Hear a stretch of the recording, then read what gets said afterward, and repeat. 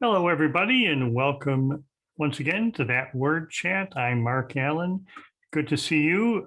We have today Barbara Wallraff, who, boy, I think Barbara Wallraff is somebody I've known about for many years. She was a columnist for a long time at The Atlantic, writing about words, and wrote the book Word Court down here in the W's.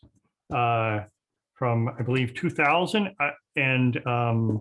So somebody I've been wanting to get on the show. She's been on our list for quite a while, so we're happy to have her. She is, since leaving the Atlantic and publishing her book, she's recently done a couple of English composition books. So same kind of thing, only for a different audience. And so I'm interested to ask her about that. Barbara, good to see you. Thank you. Good to be here. Yes. Now, where are you coming to us from? Standing on the street outside the St. Pancras Hotel in London. You're fibbing. I am. This is Yes. A mural on our dining room wall that was part of a pandemic project. It's Right. not a virtual background. It's real. Right. I didn't believe you when you first came in. I assumed that was a virtual background. I'm sure everybody does who sees that. Is it just me, or is it flat? Because I'm seeing depth to it. It's flat. It Okay. is completely flat. It's just a very 3D facade of Yeah. it. No, it's just the coolest building ever. And Yeah. in London, I like to meet friends for a drink in the lobby, which is also cool. So since we bought the chairs and they are very particular looking, I needed something to go with it, and off I went. Yes. I remember walking through London and seeing that hotel and just stopping and pulling out my camera and taking a bunch of pictures because it's such a cool building. So, I bet you were on your way to the British Library. Pardon me? I bet you were on your way to the British Library. I don't recall, but there's a good chance that I was on my way to the British Library. Yeah. Yeah, they had a great exhibit at the British Library at the time about I think it was called Writing Across Britain. Anyway, different story.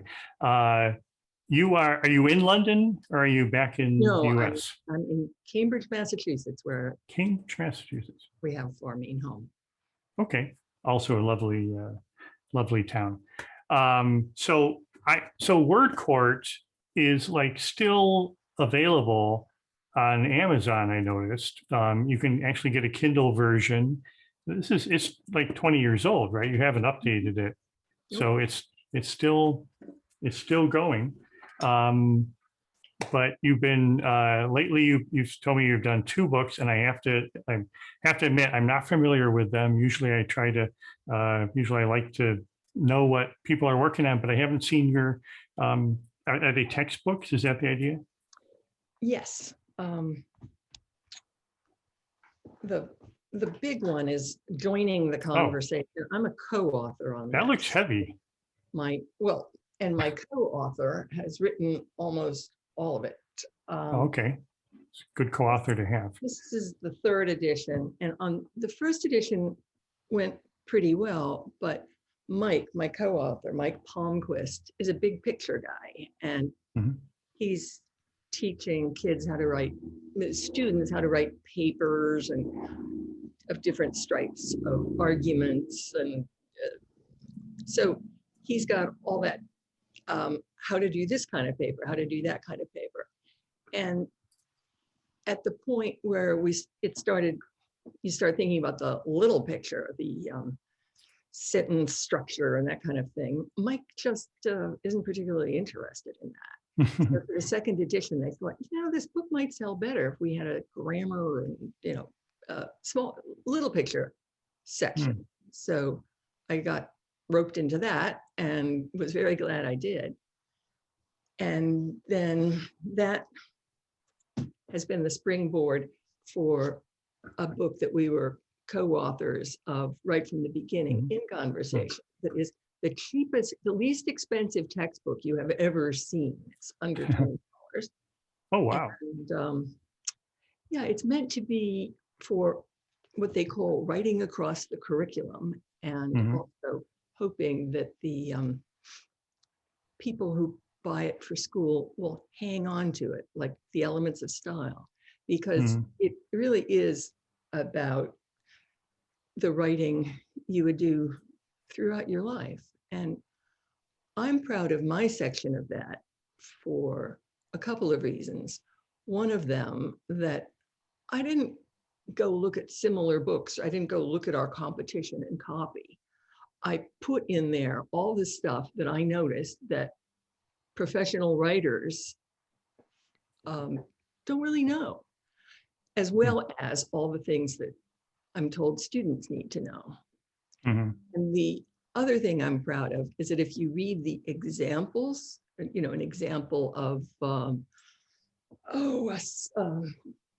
different kinds of sentences, different kinds of grammatical constructions, there's a storyline to them, that they're a group of students who write about their lives, and you can read it almost in a novelistic way, because it seemed to me that a lot of other textbooks had these kind of punitive, unpleasant examples. You know, we shouldn't drink because, you know, that sort of thing. And I just wanted it to be fun. I wanted people to enjoy reading the examples. So that's interesting. So the examples aren't moralistic then? Is that what you're? I don't think any of them are. No, it's about, you know, one of the characters is both of his parents are lawyers, but he wants to be a music critic. And somebody else works in a nursing home and is quite interested in some of the residents. And somebody else her family is from India, and she talks about discrimination and also how her parents kind of don't quite understand American culture.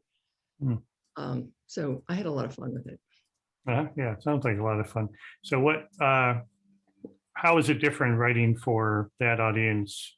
And you were saying it's for people to use all their lives, so it's got to be somewhat general, but how is that different than writing for what you did at the Atlantic and in the books Word Court? Well, trade publishing houses and textbook publishing houses are such different animals. I mean, the reward system is very, very different.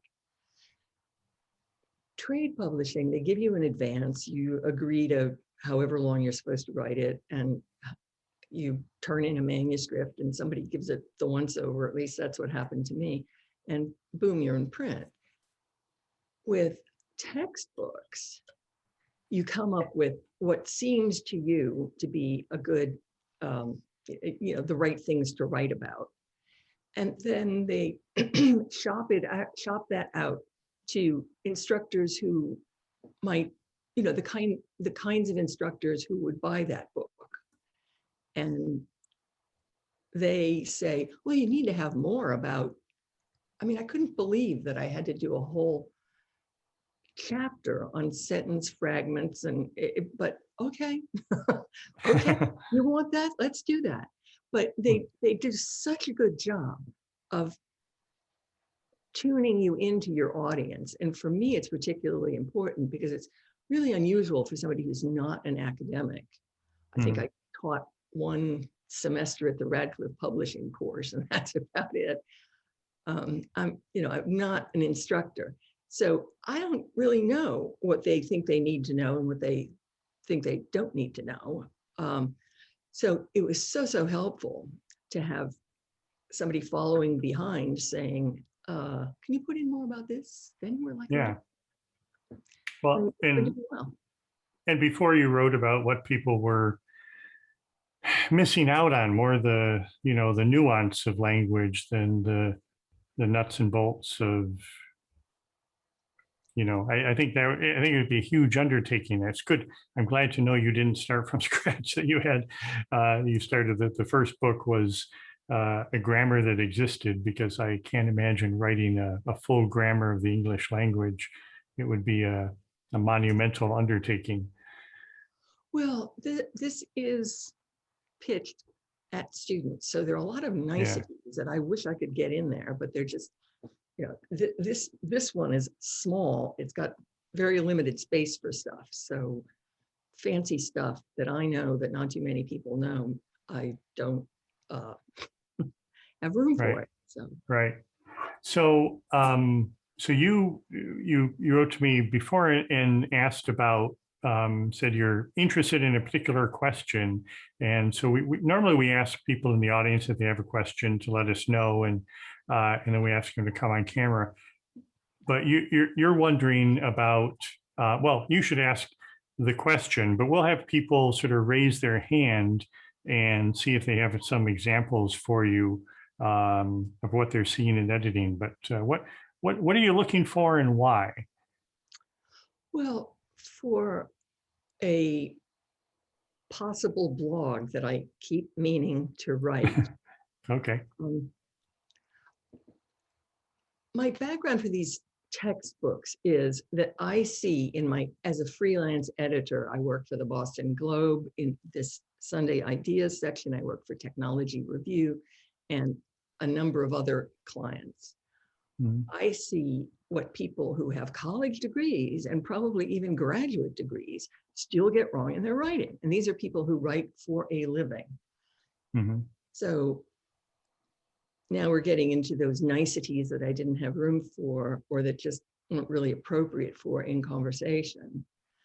But that I feel like there's an audience out there somewhere for people who don't think of themselves as writers. They'll think of themselves as a subject matter expert in XYZ, and their output is writing. What do they do wrong? And I've got my own little list, but I sure would like to know, because this is such a knowledgeable about words crowd, what other people see that they think, man, why do they do that? So I'd love to hear people's ideas on that. Right. And what they're seeing, what people are doing wrong, what mistakes they're fixing as they edit, perhaps, or read other people's writing. So I think this is the largest collection of the lexically minded anywhere on Zoom at this moment, right here in this room. So so we should get some good answers. And what we can have you do is raise your hand. There's a little button in Zoom down at the bottom under reactions. I suppose you could react with a heart too, but I think that's clapping. Raise hand is at the bottom of that list of things. So if you raise your hand, Heather will, Heather's our showrunner, so she's going to call on you, because I'm trying not to look at the chat because I know what goes on in the chat. It's just too distracting. So Heather will call on you and you can share with us. And I've got one that I see, and this is something that I didn't see. I wouldn't have said this a year ago or so, but I've been seeing a lot lately, and that is as such to mean therefore, without an obvious antecedent. So, and it just came out of nowhere. I kept seeing it over and over. Maybe that's recency illusion. Maybe I saw it once and then, but I think there's something that came from somewhere that, so if I say that word chat is the premier destination for lovers of all things lexical on Zoom, as such, we've invited Barbara Wallraff to be our guest. So the as such refers back to that word chat being the premier destination. So I'm seeing the show is on early morning in Australia. As such, I never turn on my video. What is the as such there? It's not very clear. And I thought, I kept seeing this over and over, and I thought, is this just me? And then Jonathan Owen on Twitter started posting about why is everyone doing this thing with as such where the antecedent isn't clear.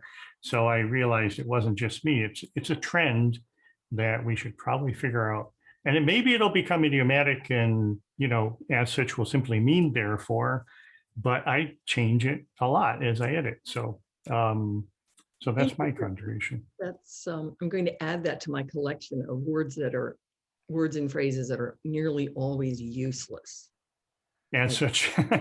Specific is on my list. Mhm. This specific thing, or two different something or others. How about two? There are a lot of, what have I got here? Successfully. We successfully built a new rocket. Oh yeah. I'm into what can you almost always cut.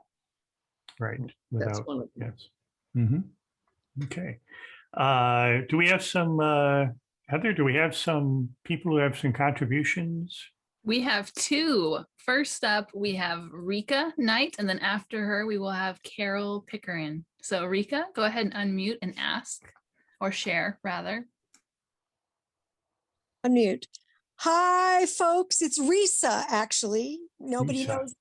Nobody gets it right on the first try. Of course not. So, yeah, Mark, I'm so with you on as such. Holy cow. And my contribution here would be faulty parallels. Everything from in a list to even, faulty parallels with neither nor other kinds of double conjunctions where it's just like they just don't get it. And when it happens, I just say to myself, hey, it's job security. Mm-hmm. It's not the end of the world. It probably will not make anything blow up or anyone die or lose money. But if they want to look professional, then that's why they hire us. Mm-hmm. Absolutely. That's it. I'm done. That's a good one. Thank you, Risa. Thank you for having us. This is great. Okay. I was looking for the right pages in conversation about parallelism. Yeah. Mm-hmm. Okay. How do I do mess that up for sure? I definitely see that in bulleted lists. It's a little bit comical how if you have enough items in a bulleted list, the last item almost always goes off the rails and stops being following the pattern. Noun phrase, noun phrase, noun phrase, sentence. Right. Yeah, absolutely. Yeah, but it's some things like that. I guess we get used to doing it. We're trained to notice those as editors, and so it's an easy fix. Whereas other people many readers might simply go over that without really registering a problem. But I guess I think that they're probably feeling something's not quite right, and it maybe doesn't hit them, or maybe they're like me and they just say, "Wait, that doesn't work." So you have another one, Heather? Yes, we do. We have Carol. Oh, Carol. I see Carol. I think, Carol, are you with us? Yeah, here we go. Sorry. Here we go. One of the things you said was key to me about some of these writers make their living as writers, and then others are subject experts, but then they have to write and aren't necessarily writers. But, and I see a broad range, especially from people who make their living as writers, can't make a parallel list, for example. I see faulty series a lot, just because three elements are joined with a conjunction, but not only that they're not parallel, but it might really be that there are two elements and then a compound element and one other element, but it's punctuated as a series, something like that. I see something as minor, but also important as people mixing up a part and a part, two words. Mm-hmm. And, the irony is that they're kind of, the one word means apart, Means apart. the two words mean apart. I see a lot of time frames that are confusing, and this may be one that we just leave alone because we hear it all the time, but it jars me between 2019 and 2020. But there's nothing there. So I'm never sure what to do. And I see that a lot in research reports, and depending on the sentence, I can easily change it from something through something, but sometimes it's not easy to invisibly change. And then just because I have the floor, my pet peeve is people who try to talk about asterisks. I may have mentioned that one other day. And instead of asterisks. Oh. Yeah. The percentage of people who use it and know what the word really is way off. Yeah. I have signs all over the office when we're in the office. It's not asterisks, it's, like, but again, it's a thing to me, like if you're talking about this so much, maybe you just don't see the word, you see the symbol, but. Mm-hmm. And I always say I don't do pronunciation because it's so much easier just to, not worry about that side of it. But, of course you hear things and they grate, and,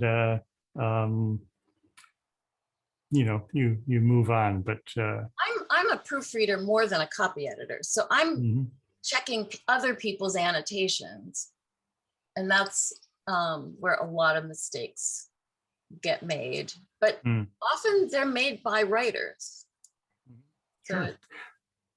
I think, Barbara, what you said about subject matter experts, it's not necessarily their focus, but they're communicators. And I do see, especially, I see a lot of pride sometimes, that mistakes come through pride. And maybe there's a lot of hypercorrection where people are afraid to do it wrong, so they end up hypercorrecting. Well, this seems like an entree into a little riff that I have prepared for you all. Oh, okay. A riff? Is this a musical riff or verbal? Oh, okay. You play an instrument? Do you sing? Do I sing? Well, actually, I used to be, while it still existed, the presidentessa of the Italian language chorus of Boston. Oh my goodness! How very interesting. That has fallen apart because, for reasons including the obvious. But sure. Well, in the textbook, there are 3 headings. Let readers know where your sentence is going. I'm just gonna, I say things more succinctly if I write them down. Writing is good for that. So forgive me if I seem to be reading, because I am. Go ahead. In conversation has the headings, let readers know where your sentence is going. Keep related ideas together. And of course, the flip side to that is keep unrelated ideas apart. And keep the flow moving forward. Lately, for this possible blog, I've been thinking about those together as being anticipate readers' thought processes, which sounds a lot harder than it actually is. And let me give you a very pointy-headed example from my professional life, which may not sound like anything you ever write, but it makes my point super clearly. One thing I do, Carol, also like you, is I read final proofs of reports, press releases, articles, and newspaper and magazine pages as a last check before the things get shipped off to the printer or go live on the web. I used to have software that could not make changes directly on the proofs. So I had to share my suggested changes with a fellow editor by email. and he made the changes on the proof. So when I found something wrong, what to put in the email as it came into my mind was along the lines of change the word convoy to convey on the second to the last line of the third paragraph in the right-hand column of page 42. Here's what you need to do. Here's where you need to do it, working from the specific to the general location. But the editor who gets the email, I'm making him have to work extra hard because he's going to have to turn that information around completely to make use of it. And if I want to be clear, if I want to make his life easy, I can't go with my thought process. I have to go with his thought process. So I write page 42, right-hand column, third paragraph, the last line, change convoy to convey. Yeah. Now the email starts with the first thing the editor will need to know to get oriented and moves from the general to the specific. And the most important thing, what to change, comes up at the end. And as we all know, that's the most emphatic place in a sentence. So much the same thing happens in normal kinds of writing. The writer has brought you to a place in what they're saying, and they know where they're going next. So they type out that destination, and then explain how they got there. I sympathize, that's a perfectly normal thought process, but if you want to be helpful, as in clear, to your readers, that's not the way to do it. People write sentences like, since a peak in 2016, the rate has fallen for cases of Zika virus disease, which is often asymptomatic, but can be fatal or have devastating long-term side effects. Jesus, you're 13 words in before you have any clue about what that sentence is about. And also, I mean, a more minor point, by putting fatal before side effects, the writer is stealing their own thunder. Ends are more emphatic than middles. Everything about that is presented approximately backwards. I mean, well, you can put the words in this order. Cases of Zika virus disease, which often blah, blah, blah, peaked in 2016, and since then the incidence has fallen. But that blah, blah, blah is really long, and it comes between the subject and the verb. So readers have to hold in their mind what the subject is while they plow through all of that. So it's better to break the sentence into two. Zika virus disease is often asymptomatic, but can have devastating long-term side effects or even be fatal. Cases of Zika peaked in 2016. And if your readers know what the word peak means, you don't need to say, and since then the incidence has fallen. You can go on your merry way. Right. So that, I think, is something that an awful lot of people mess up. I mean, I do it in all my first drafts, but that's what editing is for. Right, right. I find that at the macro level, that one piece of advice I give to people who are writing an essay style or a paper where they're trying to make a point to show something, there's so much generally, and this is exceptionally true in academic writing, there's so much buildup and foundation laying that, and then sometimes you get to the last paragraph and you say, oh, there's the point. And I found this to be true, that in many cases you can simply take that last paragraph, make it the first paragraph, and make some other minor changes, and you get to your point a little bit more easily. So the emphasis on the end at the sentence level, but so many people put the emphasis at the end of a long paper, and we're sort of wondering, where are you going with this for a long time before you get there.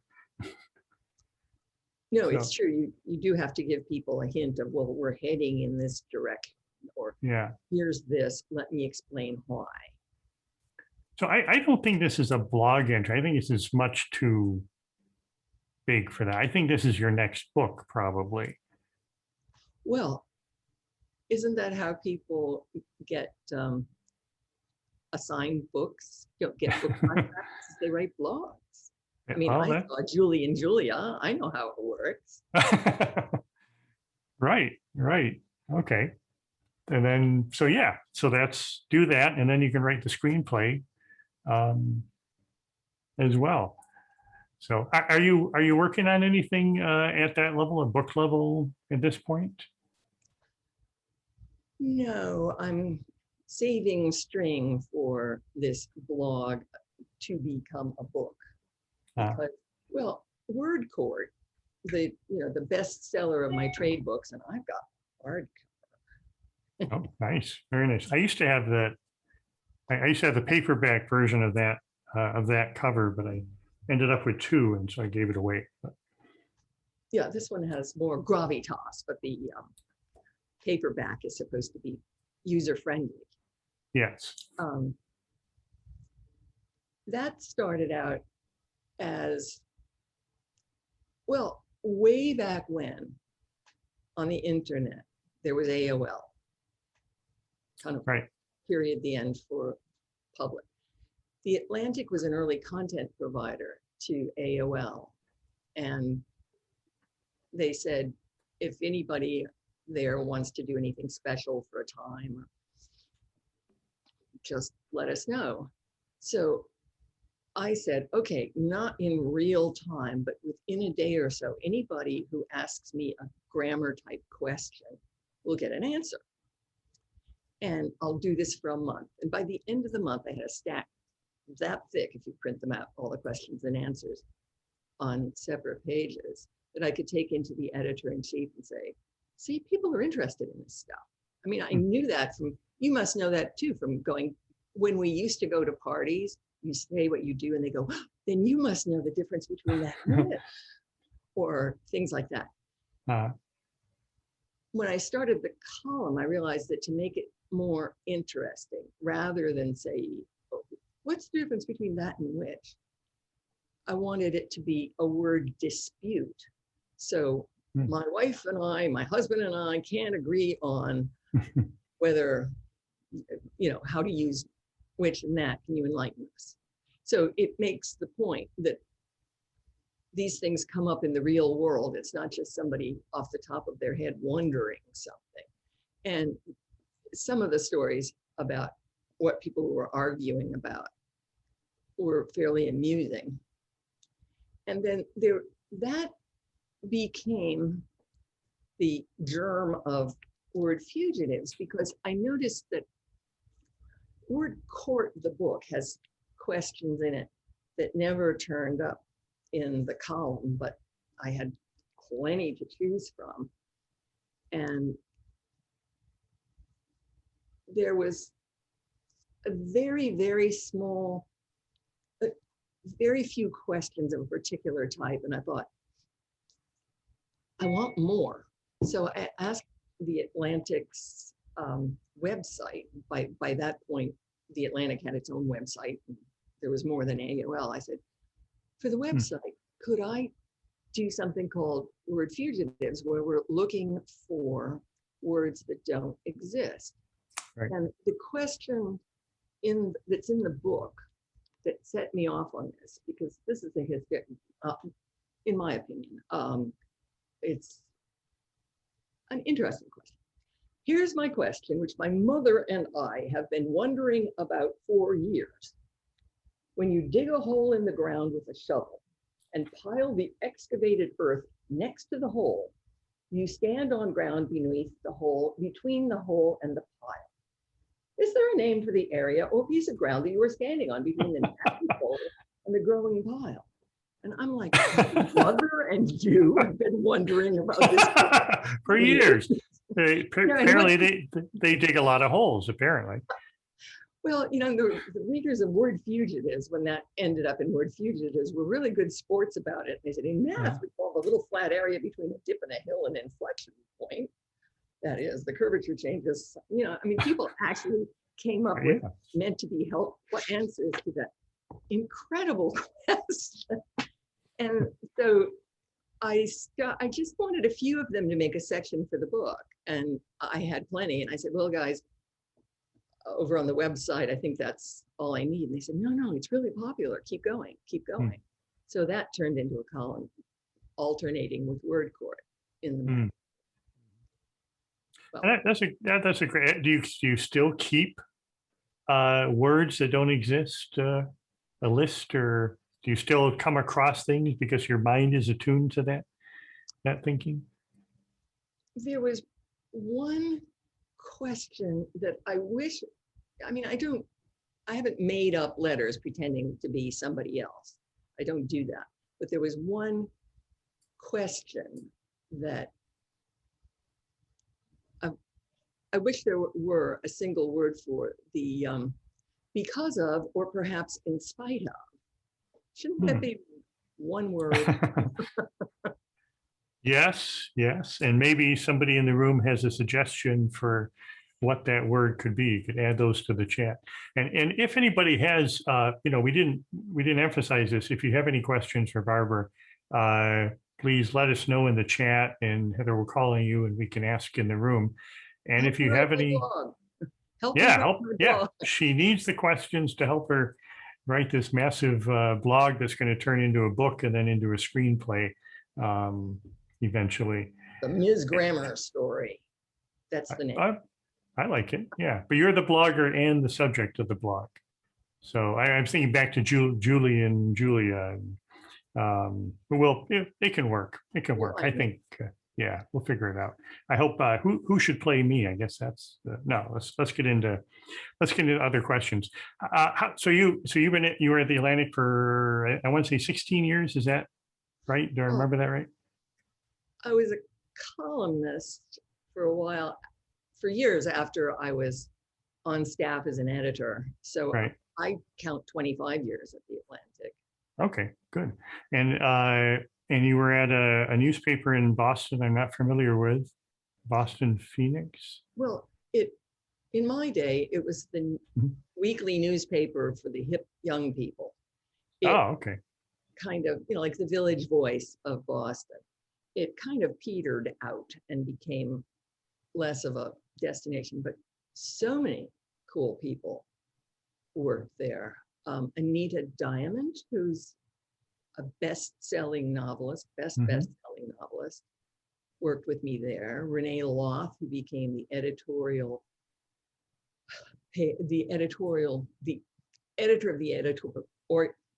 of the opinion. Okay, yeah, good. Editorial editor, worked there at the time. Susan Orlean worked there at the time.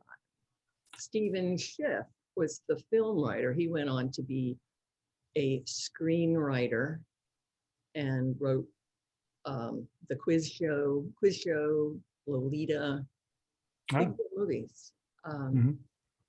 Lots of great graduating class from the Phoenix. So that led me to the Atlantic, believe it or not, because the editor-in-chief cast a wide net. And how did that start? I think I got in touch with him and said, hey, need a finicky copy editor?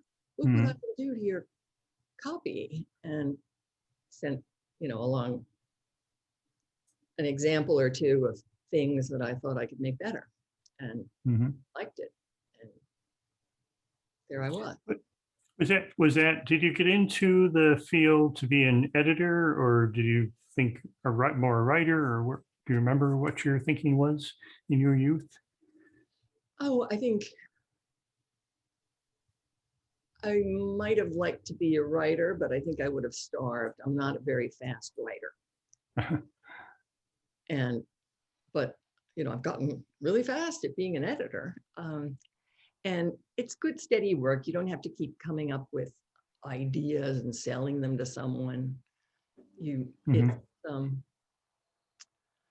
I'm not a mother, but it would be a perfect mother's job, because you just sit there and do it. And You don't have to run around too much. The work comes to you in this nowadays. Um, Well, yes, we have a pied à mer, actually. It's a beat up old yacht in London that we have used as a second home. And I can perfectly well work from over there. The only difficulty is when people want me to be there for a specific time. It's like, really? 3 to 5 p.m. in New York? Okay, I can do that. But 8 to 10. Yeah, Yeah. it's 5 hours. You just, as I recall from London, people start much later and work much later anyway. So I suppose that works.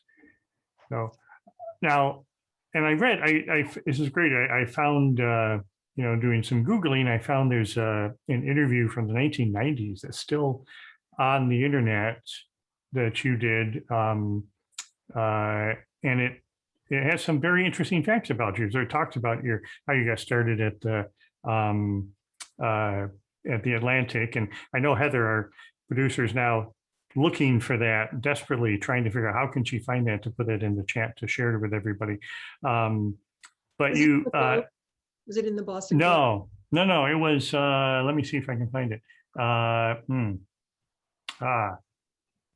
will find it because Heather will want it from me. No, it was from I believe a website on a writer's website for writers, and it's last updated in like 2019, so it may not be active now, but it has been active during that whole time. Longer lasting than AOL apparently. So, but in that, couple of things I wanted to ask you about. It says your first job was in 5th grade. You were a newspaper editor. You did a little newspaper for the neighborhood. For people in my elementary school. I don't, I have no idea why I thought that was a good idea, but my mother kindly typed it up every week for me, and it had a little cartoon, and I don't think the content was particularly newsy, but it was a little 4-page thing, and I would every Friday walk around the playground with a handful of copies and ask people if they wanted to buy one for a nickel. I mean, I do not come from a family of business people. I come from a family of academics. So, what made that seem like a good idea? I don't know. Was it what was that an early desire to be, what was it, a literary pursuit or some sort of that information journalistic side, or was it just a thing to do? It was, I think there were often works of fiction in there. I wish I had a copy of it somewhere. Yeah, sure.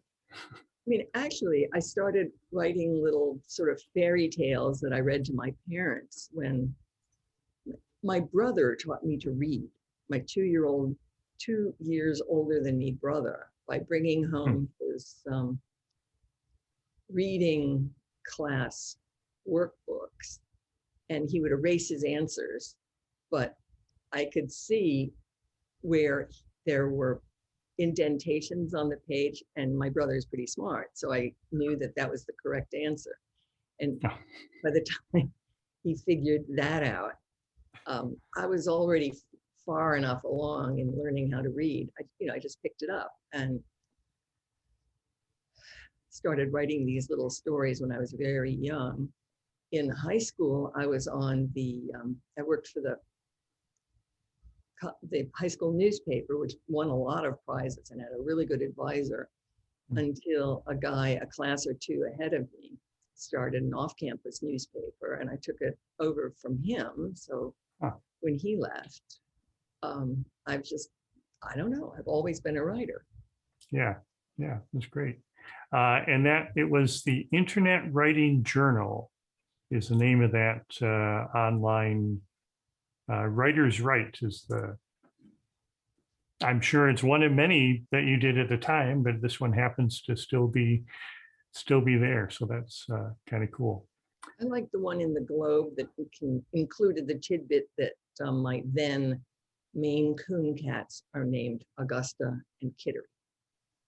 Augusta and Kittery. Okay. And when When was this?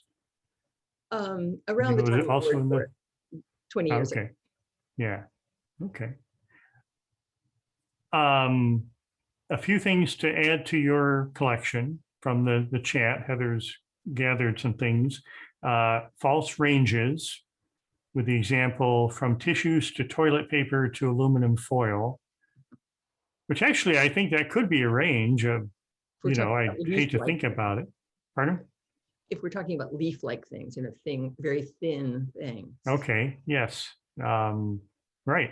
So I bet, but maybe a better example would be tissues to toilet paper to London hotels.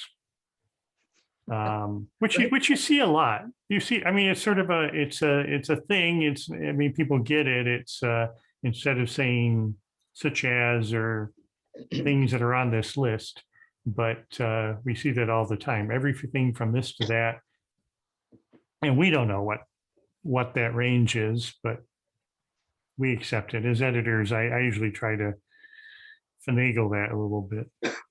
One thing that similar to that gets me is people like Hitler and Stalin. I mean, how many of them are there? Are we talking about Hitler and Stalin? Then let's take Hitler and Stalin. Mm-hmm. Comma between subject and the second part of a compound predicate. Excellent. Yeah, see that a lot. And I don't know, I think commas are, the one thing I tell people I do is I delete a lot of commas and sometimes I insert commas, and that's most of what my job is. Oh, you're selling yourself short. So in this writer's right thing, there was a mention in there. Another thing I wanted to ask you about said you were once asked by, I think it was NPR, to copy edit the U.S. Constitution. How did that go? How many, did you count the commas that you removed? Well, when you start with the amendments. Oh, you did the amendment. Oh, so did you figure out the Second Amendment? No, I guess I should mark that with ambiguous, please clarify. But an awful lot of what's in the original Constitution has been superseded by amendments, So why do they insist on putting them somewhere else and letting you have to read all the way through it to figure out that, in fact, what the president and vice president are no longer the top, the winner and the second best. Right. So there was a lot of that kind of thing. Oh, okay. And, yeah, it was more of a stunt than anything. Yeah, of course. Yeah.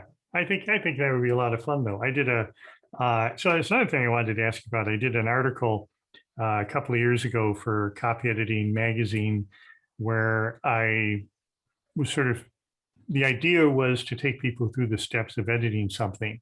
And it's really hard to find good things that are public domain to edit. So I think I found a letter from one of the founding fathers and edited that. And so I assumed it was very similar. That I was doing more of the word level editing and trying to, and mostly I just took out an awful lot of commas. Huh. So two other things from the room, suggestions for your blog, book, movie, including item,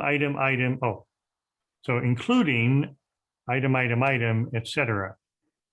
Delete, etc. because you've already said including. You don't need that redundant, or worse and more. Yeah, that's a good one. Among others is a third ending for that. Yeah. People don't understand that including it means it's not a comprehensive list. Right. And from the another one from the chat, things that, and I'm reading this for the first time, things that distort meaning.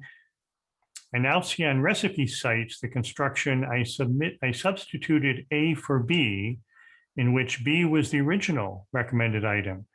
For example, the recipe calls for cream. The writer says, I substituted cream with milk, or I substituted cream for milk. So which is the substitution and which is the thing not being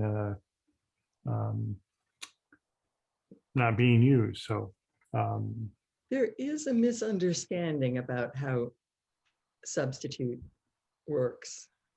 mhm. And what is the word for that? Replace, I think, is the one that they actually want. I substituted cream for milk. Right. I replaced milk.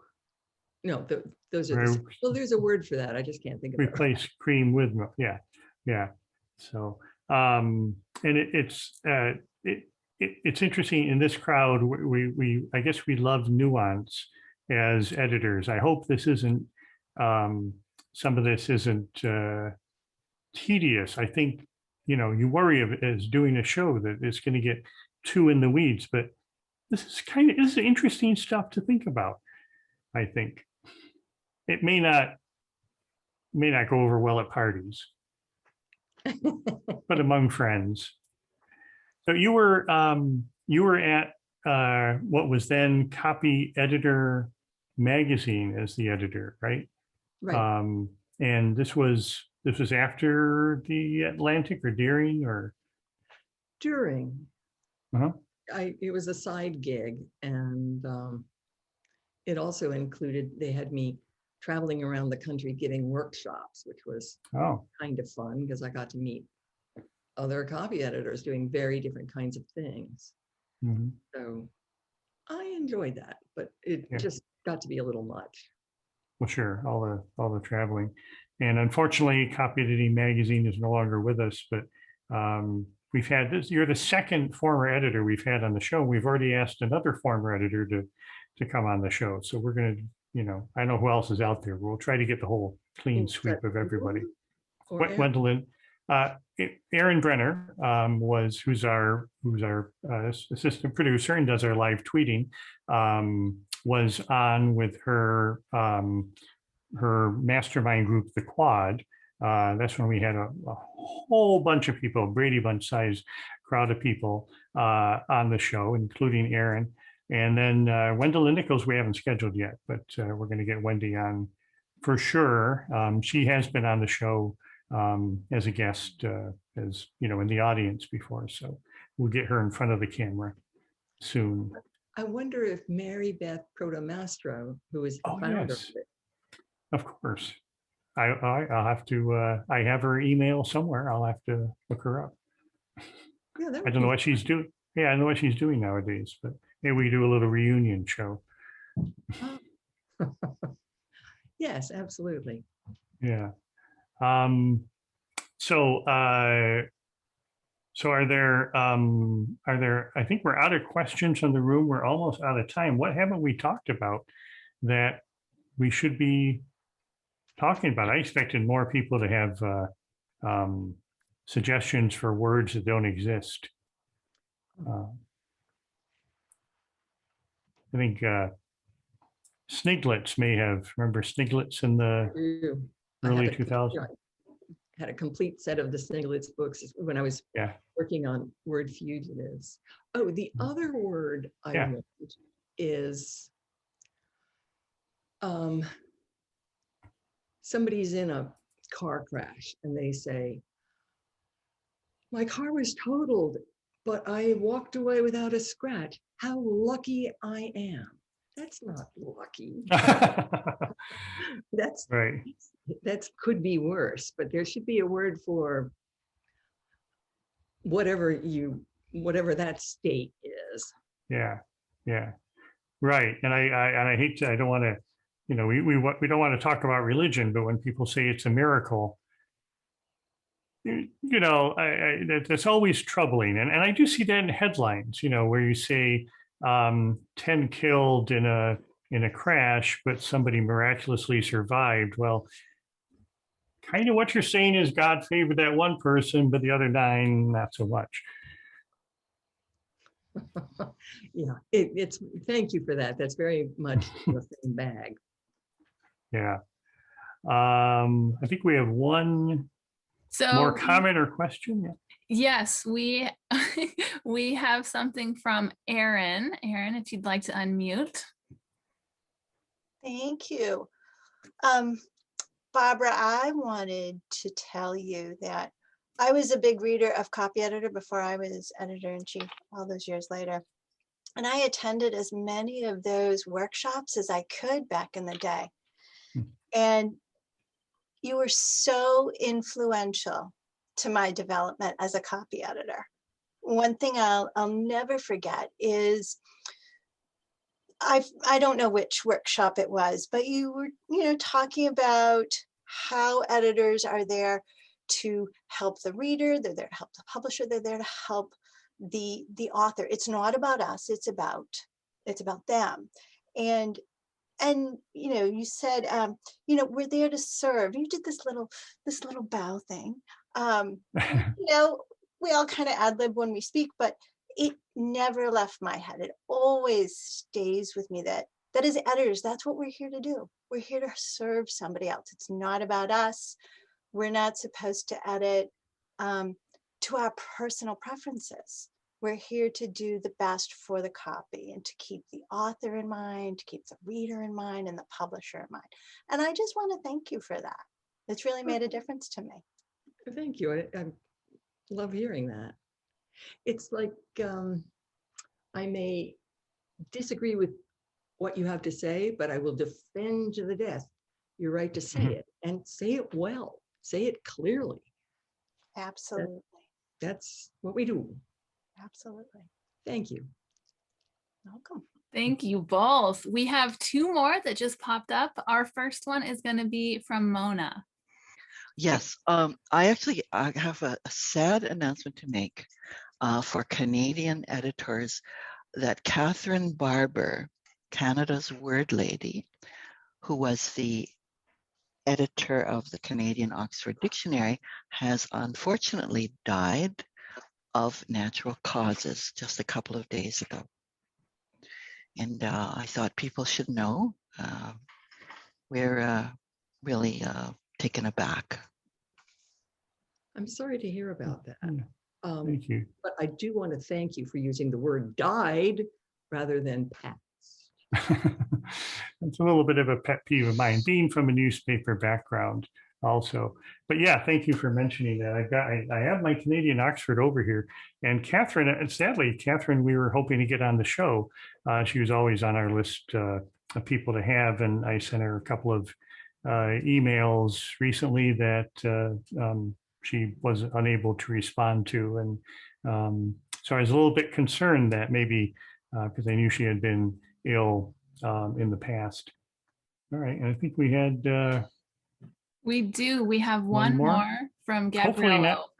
Hopefully Gabriello's a little less sad than... Yeah. So yeah. Well, I know Barbara. I read her book and I love it. I will be checking out the show in the future. So this is less of a question, more just of a thing to bring into attention. The Michael Crichton, the science fiction writer known for Jurassic Park, has this thing known as the Gell-Mann amnesia effect. Gell-Mann is in the famous, I think he's a physicist, won a Nobel Prize. And the idea is, you're reading something in the paper, you go, this, you for me to be political science. I know political science, I'm going to read something and go, this thing is absolutely baloney. The author has no idea what they're talking about. And then you go to the next page and you believe everything else in this other field topic you know nothing about. And there's some hyperbole to it, but there's also an element of, you notice editing mistakes in this slice of things that you know about that suggests that there was a editing problem in the paper. And then the second you go to a field that you don't know enough to catch mistakes, you forget that you just saw a whole bunch of other mistakes in other parts of it. And so there's this there's an element there which is if you there's basically a blindness. You notice problems in very specific areas, and then you don't have the proper scrutiny for the rest of the thing. Working at the Atlantic did a number of things to my brain, and one of them was knowing, because I saw everything twice. I saw it early in each article, early in the process, and then just when it was final. And in between those times, the fact checkers were on it. And it was really interesting to see what got changed, how many things got changed. I remember something said that Tucson, Arizona, which by the way is where I grew up, is the oldest settlement on the continent. It said that in the first draft, and then by the time it came around, it was like, well, it's a long, subtle place.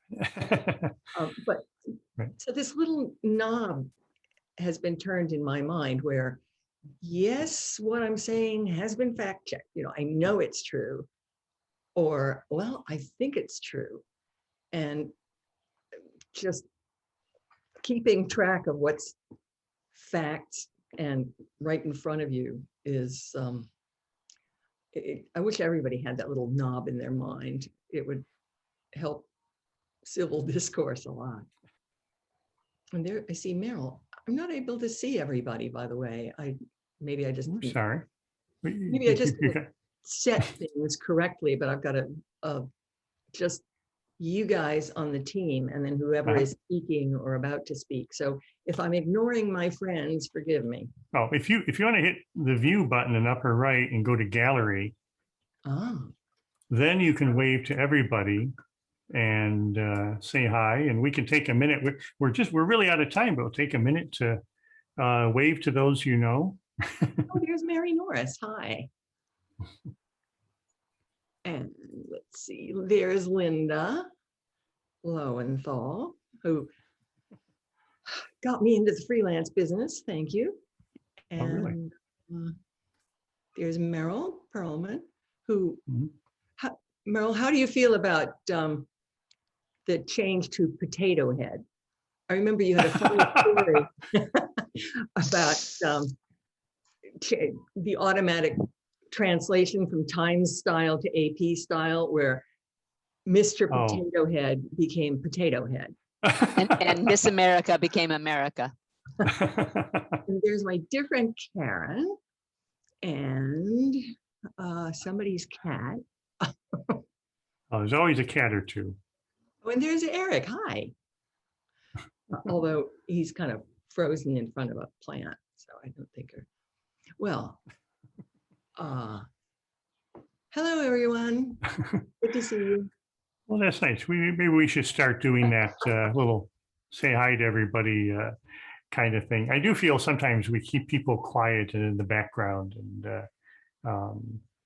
so it's good to see people. It's good to have people coming back. And this is the point of the show where I announce who we've got in 2 weeks.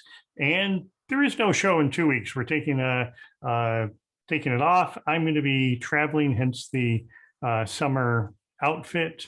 I'm fully vaccinated now, so we're going to drive though. We're going to keep it safe and take a little trip. And so we're not going to have a show. We are going to have something for our patrons. We're going to have a special event for patrons in 2 weeks when we would normally do the show. So if you'd like to join us, become a patron. We would love to have you as part of the family.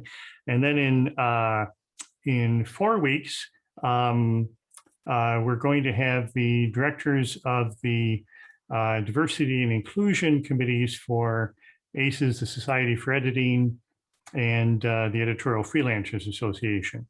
So that should be very interesting. What those two organizations are doing, where we are with diversity and inclusion, which is certainly something in the editing world we could use more of. So that's in 4 weeks, and I think we're all set. Thank you so much for being here. It's been a real pleasure to meet you finally and to chat with you. in person. Thank you. This was great. I appreciate the invitation and have a great time on your trip. Thank you. Thank you very much.